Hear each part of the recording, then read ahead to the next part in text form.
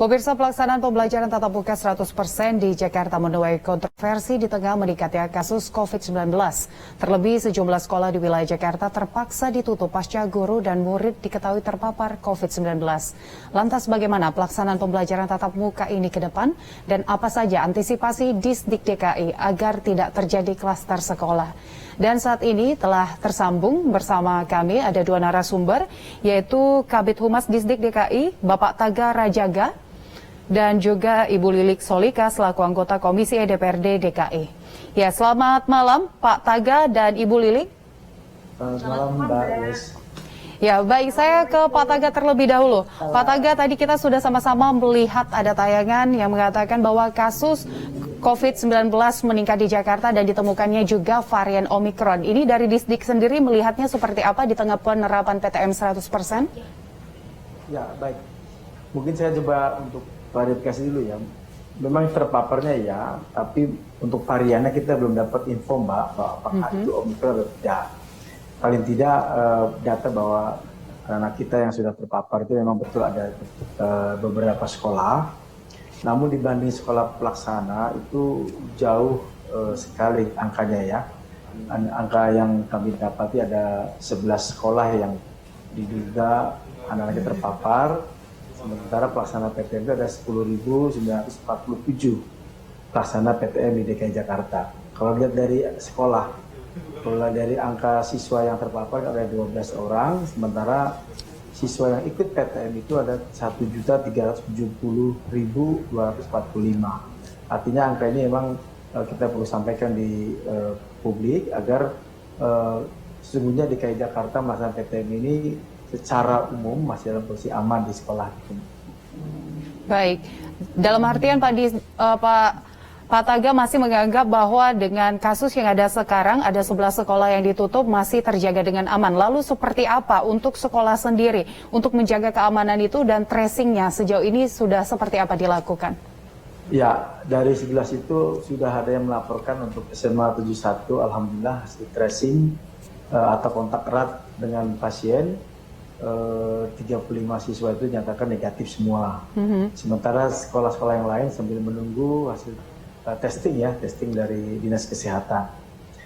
Saya berharap juga hal ini tidak memberikan dampak penularan kepada teman-temannya.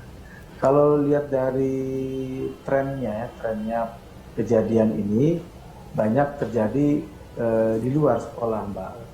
Artinya ketika dia berinteraksi dengan keluarganya di luar ataupun dengan saudaranya. Contoh kasus yang lagi ramai lah di SMA 1, itu anak tersebut tanggal 3 Januari masuk sekolah, ketika itu mengambil rapot, tanggal 4 Januari sampai dengan seminggu dan tidak masuk, dikabari positif, ternyata efeknya penularan dari luar. Ini satu. Belum lagi yang lain juga, ada saudaranya yang kena, tapi dia tidak menyampaikan ke sekolahnya agak telat bahwa dia positif. Ini barangkali yang kami berharap lah sekolah tidak menjadi tempat klaster, karena itu harapan kami menggelar PTM ini bukan ingin adanya penularan, tapi ingin anak sehat, selamat, tapi loss learning yang kita khawatirkan bisa kita minimalisir. Baik, Pak Taga, saya ke Ibu Lilik. Ya, Ibu Lilik, tadi Pak Taga mengatakan bahwa sejauh ini masih belum ada ditemukan varian Omikron, tapi sudah diketahui ada 11 sekolah yang ditutup. Nah, kalau Ibu Lilik sendiri melihat seperti apa kasus ini, apakah perlu ada tinjauan ulang kebijakan PTM 100%? Ya, yang pertama yang kita harus ingat bahwa keutamaan untuk menyelamatkan anak-anak didik kita adalah yang ini yang harus kita perhatikan. Ya, jadi kesehatan yang utama, karena anak didik kita ini adalah semua generasi yang kita harapkan, maka kita pun juga harus mengantisipasi. Ya, kita juga harus perlu melakukan evaluasi menyeluruh. Ya, jadi perlu juga segera mengevaluasi menyeluruh dan harus dibuka kemungkinan yang dilakukan ada perubahan-perubahan aturan. Ya. Hal ini kenapa disebabkan bahwa kasus-kasus yang walaupun tadi disebutkan oleh Pak Taga tidak sebanding dengan jumlah para peserta PTM itu, tapi bagaimanapun juga kita sebagai penanggung jawab terhadap keselamatan pendidikan anak-anak kita tetap harus ya dievaluasi menyeluruh, dan kemungkinan akan terjadi perubahan-perubahan ya kebijakan itu juga harus dilakukan.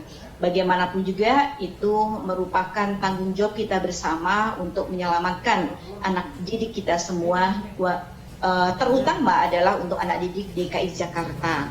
Jadi perlu evaluasi ya terhadap PTM 100% ini, dan kemudian juga harus ada kerjasama yang kuat ya terhadap controlling, pengawasan ya dari dinas pendidikan dengan dinas kesehatan, bahkan wali murid dan para guru dan pegawai sekolah semua harus bersatu padu bagaimana menguatkan ya menjaga dan controlling terhadap ya protokol kesehatan. Walaupun tadi yang disebutkan bahwa banyaknya terjadi kasus itu yang 13 kasus ya itu sebagian ada di sekolah dan di luar sekolah terjadinya. Nah, ini harus kita perhatikan juga.